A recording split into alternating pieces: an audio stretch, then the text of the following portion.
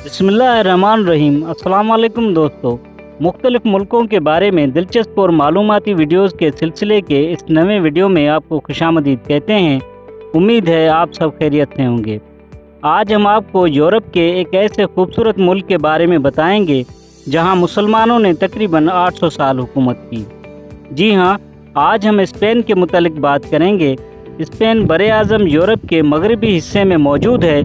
इसके मगरब में पुर्तगाल, जनूब में बरे-आज़म अफ्रीका का मुस्लिम मुल्क मराकश, शुमाल मशरक में एंडोरा और फ्रांस हैं।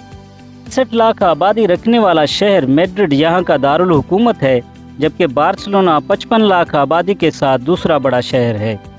स्पेन का कुल रकबा 5,05,990 स्क्वायर किलोमीटर और आबादी तकरीबन 4,74,50,000 है। इस तरह आबादी के लिहाज से ये मुल्क बरे-आज़म यूरोप का 5वां और दुनिया का 30वां बड़ा मुल्क है, जबकि रकबे के लिहाज से ये यूरोप में चौथा और फ्रांस के बाद यूरोपीय यूनियन का दूसरा बड़ा मुल्क है। दुनिया में दूसरे नंबर पर ज़्यादा बोली जाने वाली ज़बान स्पेनिश यहाँ की सरकारी ज़बान है, जो स्पेन के अलावा भी दुनिया के 20 मुल्कों के 46 करोड़ लोग बोलते हैं। अफ्रीका के गवर्नर मूसा बिन नुसैर ने 92 हिजरी 711 ईस्वी को एक काबिल सिपह सालार तारिक बिन ज़ियाद को 7,000 लश्कर के साथ स्पेन की मुहिम पर भेजा।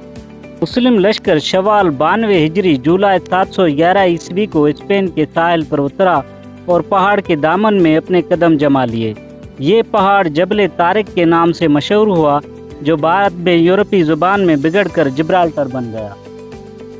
जैसा कि तारिक बिन ज़ियाद मुकाबले के लिए स्पेन के बादशाह रॉड्रिक की तरफ से एक बड़े लश्कर की तवक्को कर रहे थे, इसलिए उन्होंने अपनी कश्तियों को आग लगवा दी और मुस्लिम लश्कर को एक पुरजोश खिताब किया और ये तारीखी जुमला कहा कि मैं अपनी कश्तियाँ जला कर आया हूँ।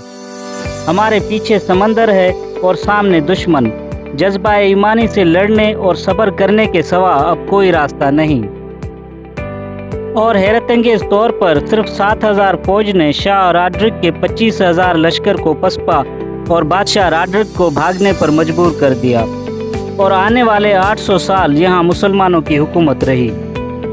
15वीं सदी ईस्वी में अरागोन के बादशाह फर्नांडो और कासिल की शहजादी इजाबेला की शादी हुई, जिसके बाद उन्होंने अपनी सल्तनतें आपस में जोड़ ली और स्पेन की मुस्लिम हुकूमत पर मुहिमजोई करने लगे।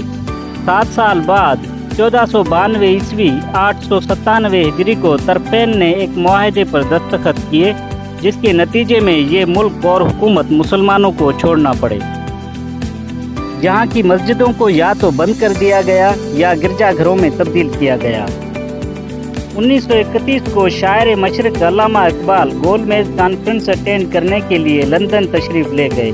वापसी पर सयाहत के लिए स्पेन आए और इंतज़ामिया से सदियों से बंद एक मस्जिद में अजान देने की इजाज़त तलब की और इस तरह 439 साल के बाद स्पेन की मस्जिद में अल्लाह अकबर की सदा गूंजी।